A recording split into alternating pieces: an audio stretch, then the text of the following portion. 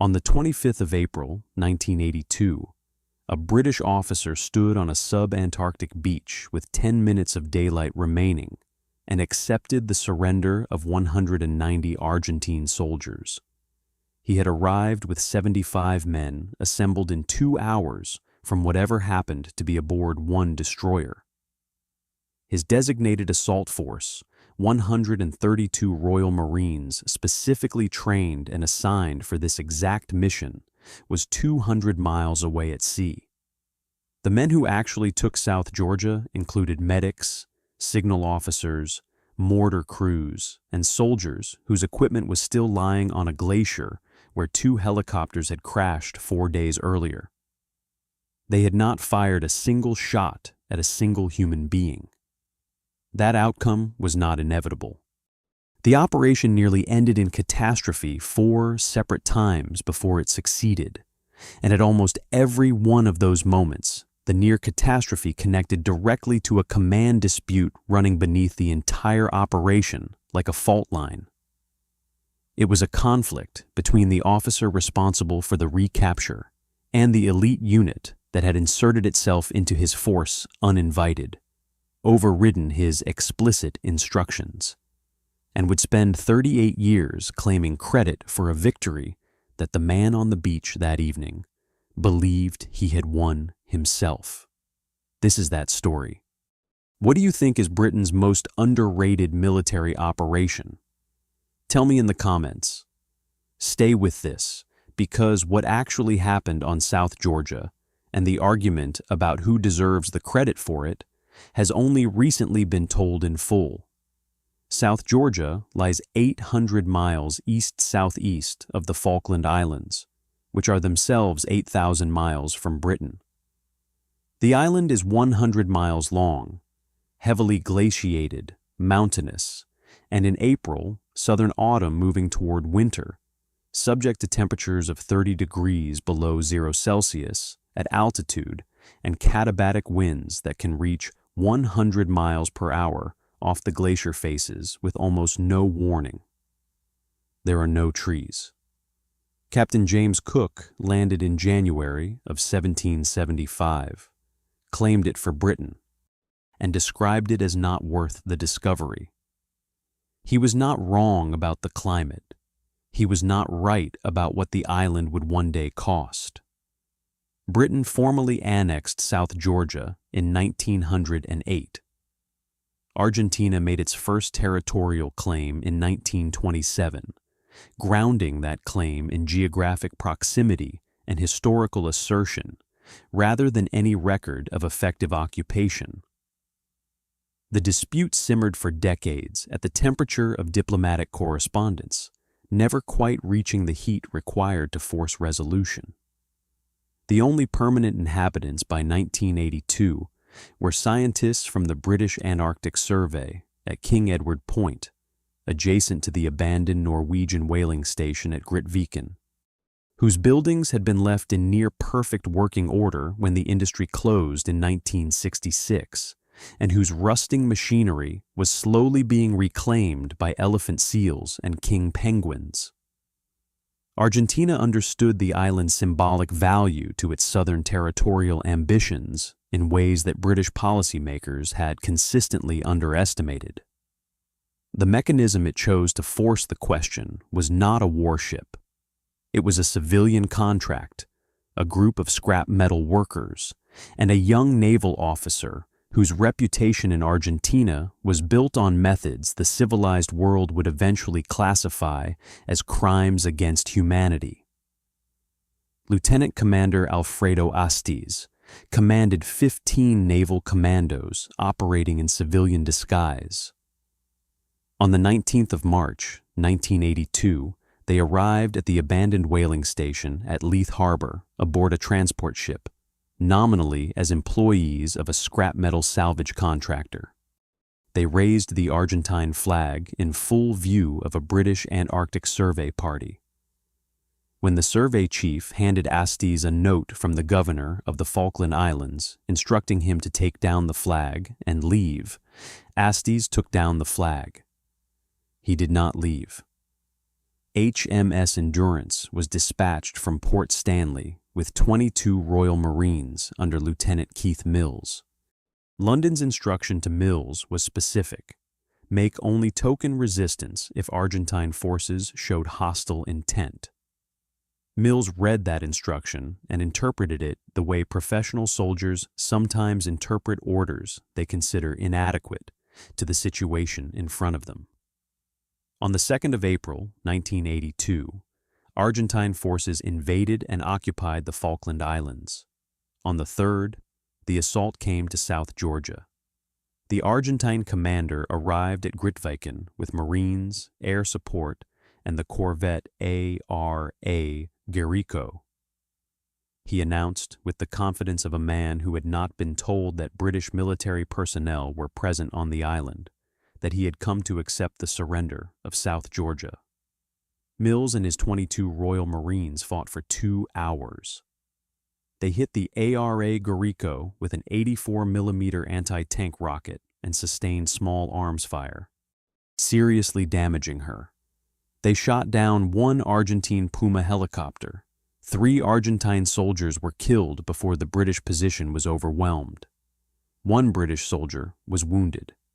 Mills complied with his orders when the situation became untenable and was awarded the Distinguished Service Cross for the defense. South Georgia was now Argentine. The question of what Britain would do about it was being debated 8,000 miles away. In London, the War Cabinet's answer was Operation Paraquet. Officially named for an alternative spelling of parakeet, the operation was known among the troops who would conduct it by a different name. They called it Paraquet, after the industrial weed killer. The sardonic relabeling captured something true about the job: unglamorous, dangerous, and conducted far from any audience that might appreciate it. The operation was ordered by Admiral John Fieldhouse at Northwood against his own strong reservations about committing forces to a subsidiary operation before the main Falklands campaign was ready. The War Cabinet's logic was political rather than purely military. They needed a demonstration of resolve, a first victory, however limited, that would signal to Argentina and to domestic opinion that Britain was serious. South Georgia offered that demonstration. Major General Jeremy Moore was told to provide a commando company group. The selection fell on 42 Commando, whose recent deployment had been 3 months of mountain and Arctic warfare training in Norway, acclimatized, current, and precisely suited to what South Georgia's conditions would demand. The second in command of 42 Commando, Major Guy Sheridan, was designated Commander Landing Forces, the officer responsible for all British ground troops once they reached the island. Sheridan was an experienced mountaineer with extensive cold weather operational background. He knew exactly what South Georgia required, and he requested support from the Royal Marine Mountain and Arctic Warfare Cadre, specialists trained for the precise environment they would face. What arrived instead was Major Cedric Delves and the entire D Squadron of the 22nd Special Air Service Regiment. Delves had passed SAS selection after serving with the Devonshire and Dorset Regiment, completed multiple operational tours in Northern Ireland, and by April 1982 was commanding one of the British Army's most capable and celebrated formations. D Squadron comprised Mountain Troop, Boat Troop, Mobility Troop, Air Troop, and Squadron Headquarters, approximately 120 men in total, arriving where Sheridan had expected perhaps 30 specialists in mountain warfare. The ship's accommodation became crowded. The command relationships became immediately complicated by a fact that would prove consequential in every phase of the operation that followed. D Squadron's most recent operational deployment had been in Africa, not Norway, not sub-Antarctic, not glaciated terrain of any description. One D Squadron veteran later described their preparation for South Georgia's environment with blunt accuracy. Jungles and deserts, he said, was where they were accustomed to operate in.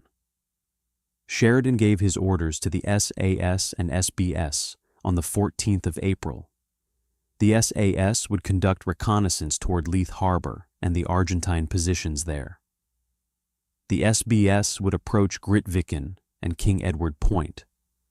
He stressed one instruction above all others: keep well clear of glaciers. He had good reasons, which he made explicit. Southern winter had established itself on the island. Any weather deterioration at altitude would prevent helicopter operation. Mountain troop had no experience moving on glaciated, crevassed terrain under heavy loads. They had no mountain and Arctic warfare training behind them. The instruction was unambiguous. It would be ignored. On the morning of the 20th of April, Mountain Troops commander presented his reconnaissance plan in the presence of Sheridan and Task Group Commander Captain Brian Young. Captain Gavin Hamilton, 29 years old, born in Harrogate, commissioned into the Green Howards from Sandhurst in 1975 and transferred to the SAS in 1981 after service in Cyprus, Belize, and South Armagh, proposed to insert his 15-man troop by helicopter onto Fortuna Glacier, 8 miles west of Stromness. From the high glaciated plateau, they would travel overland and approach the Argentine positions from the direction least expected. Every person present with direct knowledge of South Georgia's terrain opposed the plan. Captain Nick Barker of HMS Endurance argued against it. British Antarctic Survey scientists argued against it. Lieutenant Bob Veal, a naval officer with extensive experience of the island, argued against it. After the briefing, Sheridan went to Captain Young's cabin and advised against authorizing it. His grounds were the same he had stated in his original orders: the weather, the crevasses, the troops' lack of relevant training. Young either ignored the advice or was persuaded by the SAS, who had accumulated political backing within the British government sufficient to override expert operational objection. One expert in England, Colonel John Peacock, believed the Fortuna was passable. His opinion, transmitted by signal to the task force, tipped the balance. The plan was authorized. The fault line had opened. It would not close for 38 years. The 21st of April was a Tuesday. 3 Wessex helicopters lifted off from HMS Antrim and RFA Tidespring into conditions that Captain Young had invited his officers to witness from the bridge before authorizing departure.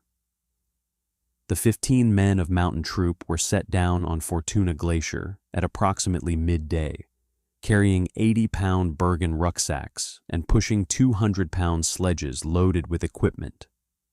They encountered, immediately and without any element of surprise, exactly what every person with local knowledge had told the command they would encounter. Winds of 100 miles per hour, temperatures well below freezing at altitude, deep crevasses in the glacier surface that reduced forward movement to 500 meters over 4 to 5 hours of sustained effort. Katabatic gusts that made tent construction impossible. The wind destroying shelters as fast as they could be erected. Spindrift blocking machine gun feed trays. One non-commissioned officer recorded in his after-action report that 3 experienced corporals, probing the crevasse field ahead, managed 500 meters in 4 to 5 hours. The sledges could not be moved. After 15 hours on the glacier, with the troops suffering exposure casualties and unable to establish adequate shelter for another night, Captain Hamilton transmitted his situation report to the task force. Unable to move. Environmental casualties imminent. 3 Wessex helicopters were dispatched. two Mark V variants came from RFA Tidespring. HMS Antrim's Mark III, known informally to its crew as Humphrey, was the third. The first rescue attempt was driven back before reaching the glacier by weather that made instrument navigation impossible. The second attempt located the men and began loading them. As the first Tidespring Wessex lifted off with its passengers, a whiteout descended without warning. The pilot lost all horizon reference, fell out of controlled flight, and managed to arrest the descent just before the glacier surface. But the tail rotor struck the snow, and the aircraft rolled over and came to rest wrecked on the ice. Every man survived. A second Wessex came in and took the survivors of the first crash aboard with the remaining SAS troops. Within seconds of takeoff, it struck a ridge in another whiteout and crashed in its turn. Every man survived again. Every piece of equipment Mountain Troop had brought to South Georgia, weapons, radios, rations, cold weather gear, was now lying on two wrecked helicopters or abandoned in the snow around them. Lieutenant Commander Ian Stanley flew Humphrey back toward the glacier on a third attempt. Two approaches were defeated by the weather. On the third, he put the aircraft down on the glacier surface, confirmed that all 17 men from both crash sites were alive, loaded them into an aircraft designed to carry a small fraction of that number, and flew back to HMS Antrim. He put the overloaded helicopter onto the pitching flight deck in a controlled emergency landing and cut the engines. The exhausted and hypothermic passengers were taken below to the wardroom and the medical room. The Ministry of Defense suppressed news of the two crashed helicopters to avoid alarming the British public. The reconnaissance mission had not advanced by a single meter. The two helicopters most critical for landing the assault force when the time came were now lying wrecked 8 miles from nowhere on a glacier that should never have been used. Stanley was awarded the Distinguished Service Order. A mountain peak at the head of Fortuna Glacier was subsequently named Stanley Peak in his honor. Those honors were entirely proportionate to what he had done. They did nothing to address the operational situation Sheridan now faced. The covert reconnaissance phase had failed comprehensively. 2 irreplaceable aircraft were gone. And the SAS unit, whose political backing had overridden his explicit instructions, was back aboard ship without its equipment, without having gathered any intelligence, and without having suffered any consequence for the plan it had insisted upon executing. The night of the 22nd to 23rd of April brought boat troops' attempt. Captain Tim Burles would lead 17 men in 5 Gemini inflatable craft across Stromness Bay under cover of darkness to reach Grass Island, from which an observation post could be established overlooking the Argentine positions. HMS Antrim retreated over the horizon in complete darkened ship state. The 5 Geminis were lowered into what appeared, at sea level, to be manageable conditions. 2 engines failed almost immediately. 2 boats with their crews were swept out to sea by an offshore gale that built in the darkness without warning. The crews had no clear instructions for what to do if their engines failed, a gap in the mission planning that Sheridan noted during the subsequent debrief, with the controlled anger of a commander discovering that elementary contingencies had not been addressed. 1 boat drifted in the South Atlantic throughout the night before its emergency beacon was intercepted the following morning, and its 3 occupants were winched to safety. The second missing boat restarted its engine and made landfall on the Busan Peninsula under its own power, its crew going to ground to wait. 3 Geminis, roped together, reached Grass Island and scaled a cliff in freezing conditions to establish the observation post. Their intelligence report confirmed no Argentine activity at Stromness. The approach was clear. The cost of confirming that fact had been 2 boats scattered across the South Atlantic, 3 men temporarily adrift in sub-Antarctic waters, and a fundamental failure to plan for the most elementary mechanical contingency in small boat operations. Boat Troop afterward designated themselves the South Georgia Boating Club. The name contained more rueful acknowledgement than the humor on its surface suggested. The SBS insertion fared no better. 4 men landed at Hound Bay and confirmed the area clear. Attempts to push across Cumberland Bay east toward Grytviken were thwarted by headwinds and accumulating drift ice from the nearby glacier. The SBS waited another day for extraction, their primary objective unobserved. By the evening of the 23rd of April, the operation had produced 2 wrecked helicopters, 2 scattered Gemini boats, no completed intelligence on either primary objective, and a commander landing forces who had concluded that D Squadron's recent deployment in Africa had significantly undermined the skills required for what South Georgia actually demanded. Sheridan was revising his plans from scratch when the radio intercepts arrived. On the 23rd of April, British signals intelligence identified an Argentine submarine approaching South Georgia. The ARA Santa Fe was a diesel-electric vessel transferred from the United States Navy in 1971, aging poorly by 1982. Her commander, Corvette Captain Horatio Bacane, had received command in December 1981 and promptly read the secret report on her condition. Batteries at very low performance, radio unreliable, bilge pumps barely functional at periscope depth, noticeable oil loss from engines. He had adapted to those circumstances, as professional naval officers must, and prepared his crew for whatever the submarine could reasonably be asked to do. What the Argentine command asked the Santa Fe to do directly contradicted the military junta's own orders. Vice Admiral Juan Lombardo had dispatched the submarine to ferry 11 technicians and 9 Marines with anti-tank missiles to reinforce the Grytviken garrison, a mission ordered in response to a request from the garrison commander who had occupied South Georgia with forces armed only with rifles and machine guns and wanted heavier weapons.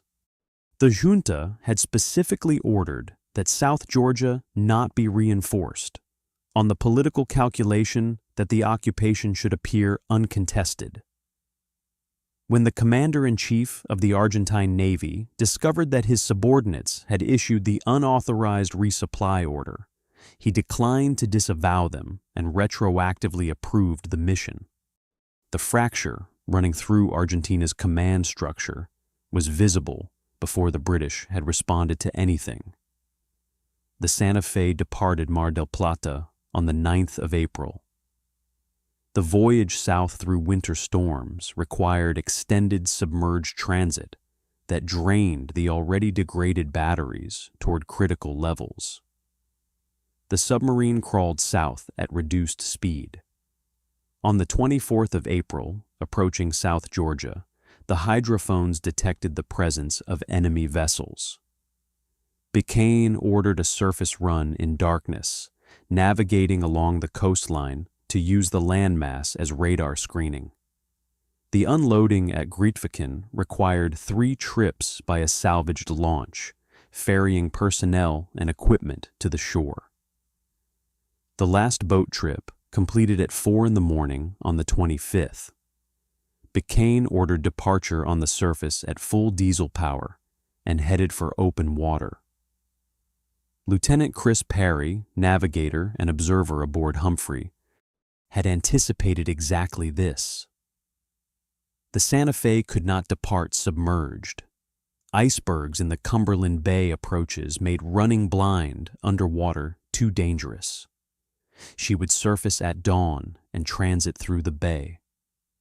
Parry recommended reinserting Humphrey's anti-submarine radar, removed during the SAS transportation operations, and positioning the helicopter to intercept the submarine as she cleared the bay. Captain Young agreed. At 8:55 on the morning of the 25th of April, Humphrey located the Santa Fe by radar as she made her way out of Cumberland Bay into open water. The contact was confirmed visually. 2 depth charges were released. One bounced off the submarine's deck. Both detonated alongside and beneath the hull, rupturing the port ballast tank and piercing an external fuel tank. The ARA Santa Fe could no longer dive. What followed was a sustained helicopter attack with no precedent in the history of naval warfare. A Lynx from HMS Brilliant launched a torpedo configured for submerged targets. It passed harmlessly beneath the surface submarine. Wasp helicopters from HMS Endurance and HMS Plymouth arrived armed with AS-12 wire-guided missiles. 9 missiles were launched, 4 struck, 1 failed to fire. The attack continued for over an hour as the Santa Fe attempted to reach Grytviken under her own power, listing and trailing fuel oil across the surface of Cumberland Bay. The crew's response deserves its record. 2 men climbed to the submarine's sail and opened fire on the attacking helicopters with assault rifles. 4 other crewmen voluntarily organized a chain below decks to resupply ammunition and reload the rifles of the men exposed above, keeping the small arms defense sustained through repeated helicopter passes. 1 crewman was seriously wounded when a missile penetrated the sail. The men standing in the open on that conning tower, firing rifles at helicopters, knew their submarine was dying beneath them. They fired anyway. By 11 in the morning, the Santa Fe had reached the Grytviken pier, listing badly, and was abandoned by her crew. She was the first submarine destroyed in combat since the Second World War, and the first in the history of naval warfare to be destroyed exclusively by helicopters.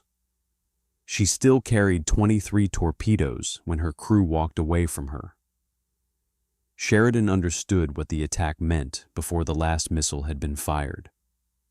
The garrison at King Edward Point had just watched their submarine destroyed at their pier. Approximately 70 submarine crew members, men with no defensive role, no heavy weapons, and no prepared positions, were now ashore at Grytviken, in addition to the original garrison, adding confusion and demoralization rather than combat capability to the Argentine position. The initiative had passed to the British. The window for using it was measured in hours of remaining daylight. The problem was what Sheridan had to use. M Company was 200 miles away on RFA Tide Spring, having been ordered to sea when the submarine threat emerged. Sheridan counted what was present on HMS Antrim, Mountain Troop, minus virtually all their equipment abandoned on the glacier. The M Company command element, signalers, mortar fire controllers, the medical officer, the SBS command and signals detachment, Antrim's 10-man Royal Marine ship detachment, whose availability required what Sheridan subsequently described as considerable pressure on the ship's command structure, his own tactical headquarters. He formed these into 3 rifle troops of approximately 20 men each and assigned command to Delves, to Captain Chris Nunn of M Company, and to Lieutenant Grant of the SBS, respectively. Total strength, 75 men. By 10:15, he had a fire plan. Lieutenant Colonel Eve, his naval gunfire forward observation advisor, calculated target coordinates on Brown Mountain Ridge and the helicopter landing site at Hestesletten, the flat plain between the shoreline and the high ground overlooking the settlement.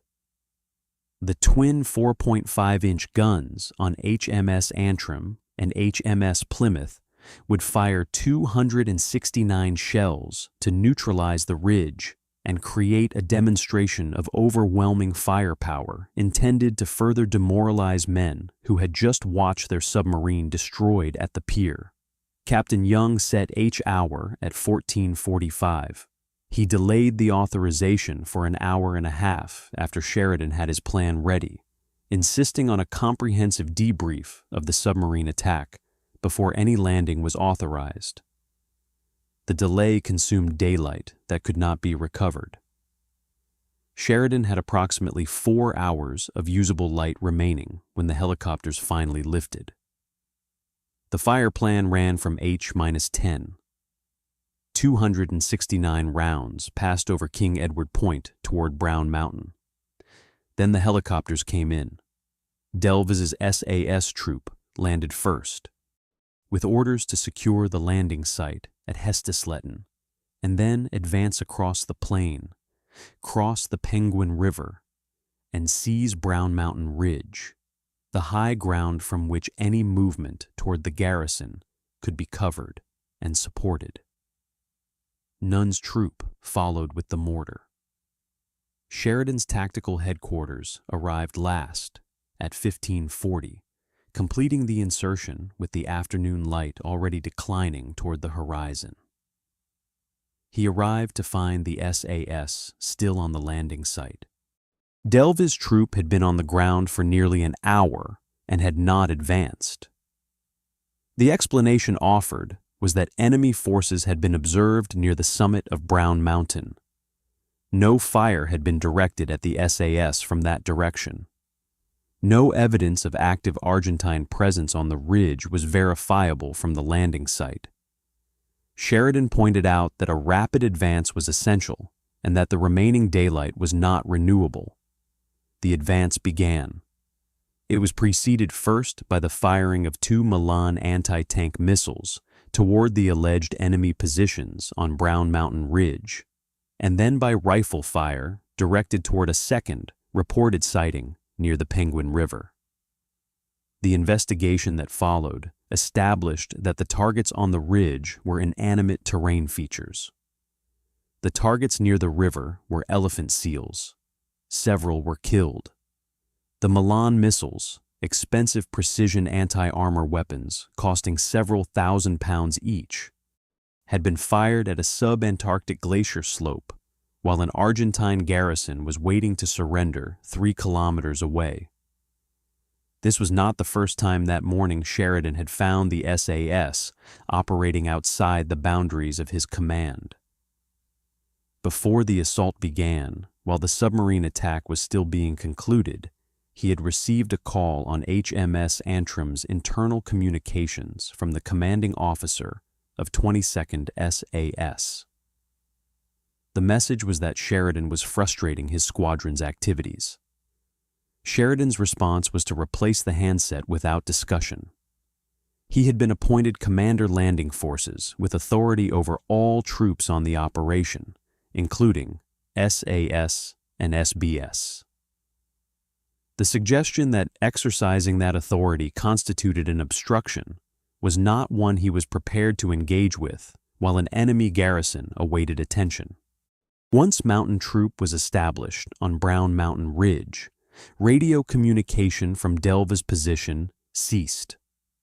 Sheridan advanced with his tactical headquarters and found a small group, which included the OCD squadron, moving off the objective toward Grytviken, contrary to the orders they had been given. From the buildings at King Edward Point, white flags were visible. He canceled Phase 2, the planned insertion of additional troops from HMS Endurance and Plymouth to positions overlooking King Edward Point, called Antrim, to steam into the bay, and arranged for himself to be lifted by Wasp helicopter directly to the landing site at King Edward Point. The Argentine garrison had assembled on the beach. Captain Nunn led his troop through the SAS positions on Brown Mountain Ridge and toward the surrendering Argentines below. Lieutenant Grant's troop arrived. Mountain troop came last. It was approximately 17:15. Nightfall was 10 minutes away. Sheridan took the surrender personally on that beach, from Captain Horatio Bacane of the Santa Fe and from the senior Argentine Marine officer, Major Lagos.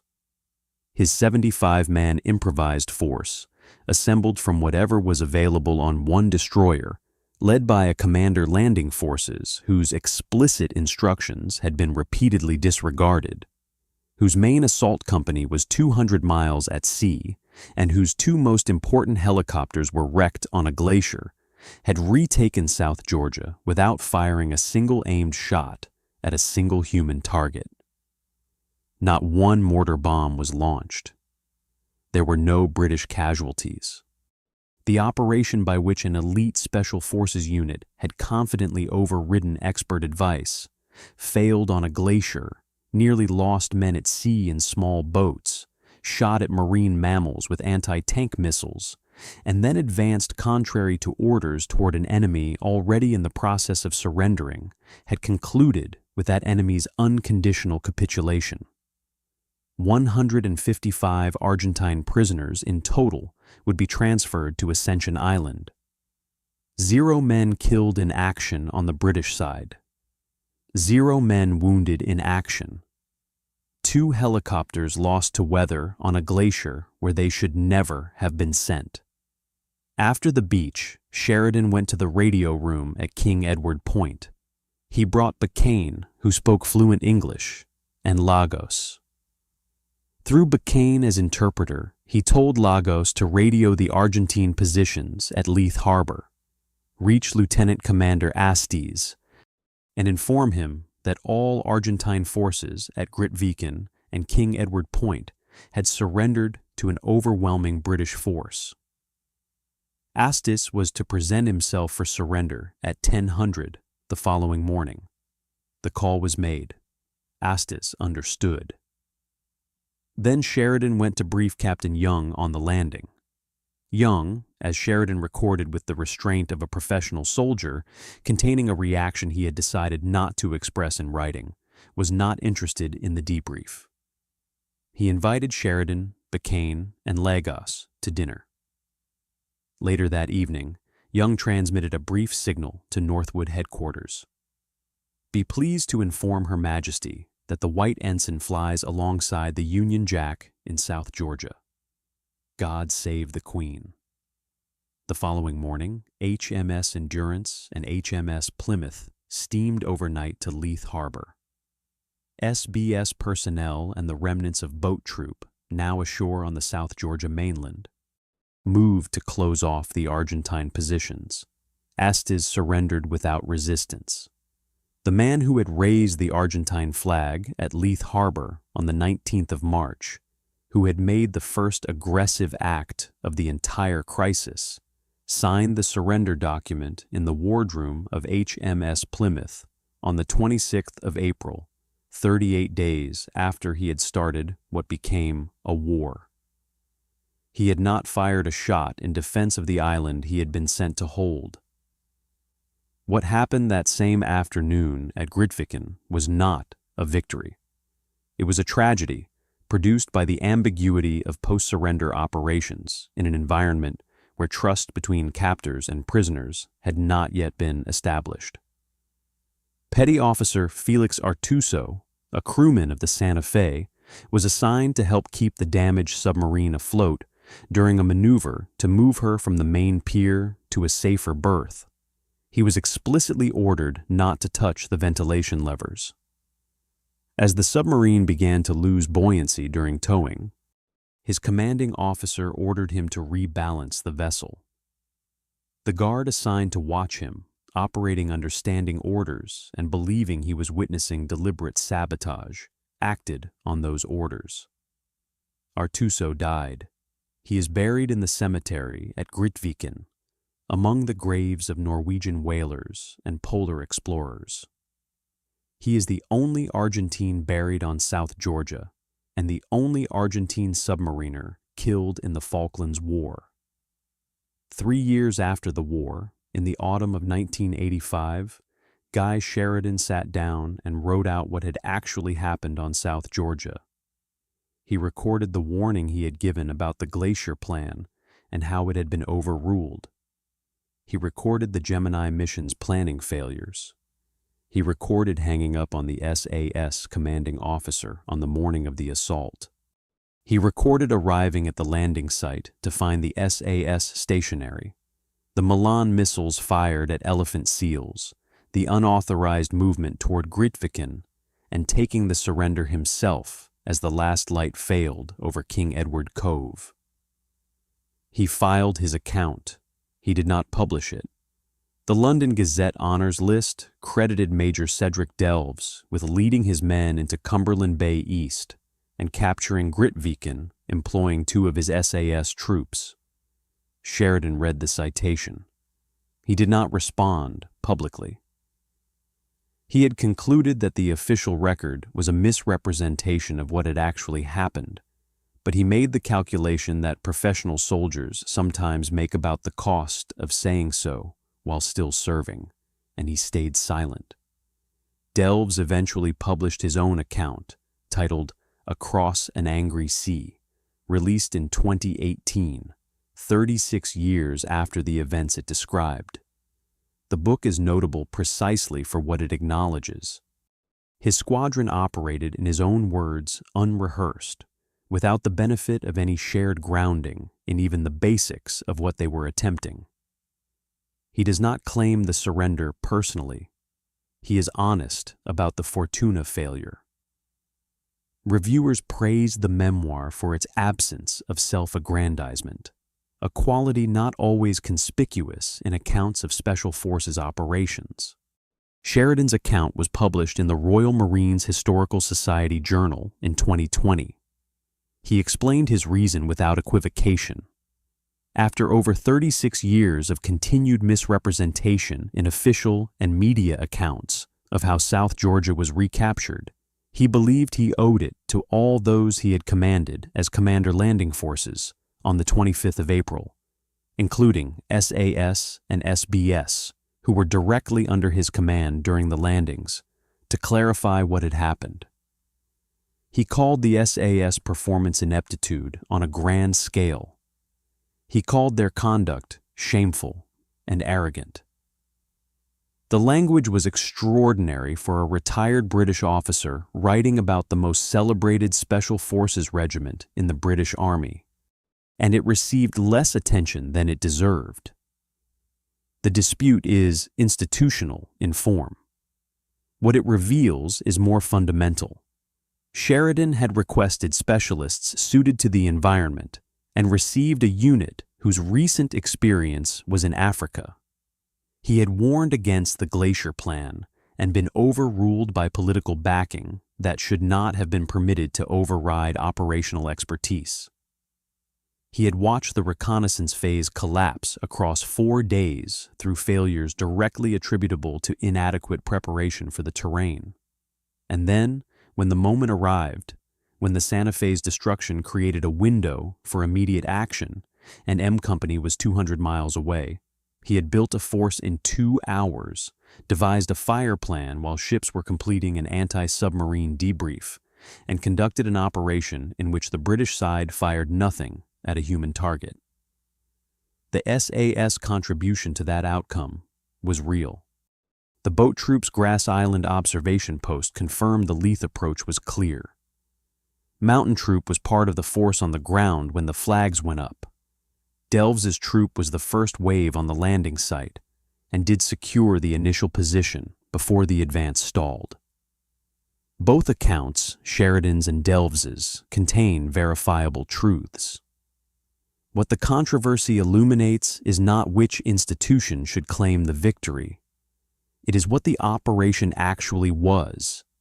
A sustained improvisation that succeeded not because anything went to plan, but because individuals at critical moments, Stanley at the glacier, Parry anticipating the Santa Fe's movement at dawn, Sheridan counting 75 men and deciding it was enough, made correct decisions in conditions that offered no good options and no margin for error.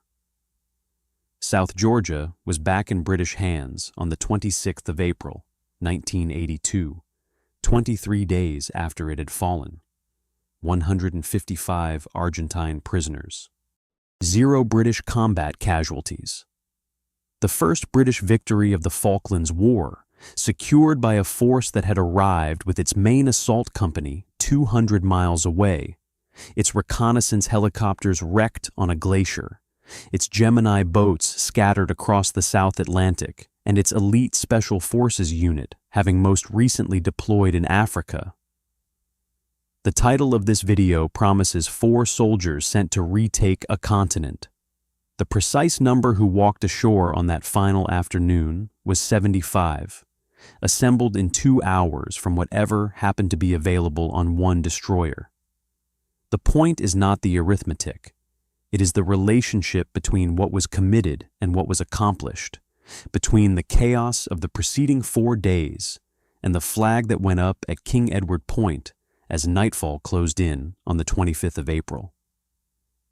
The resources were inadequate to the task. The task was completed anyway.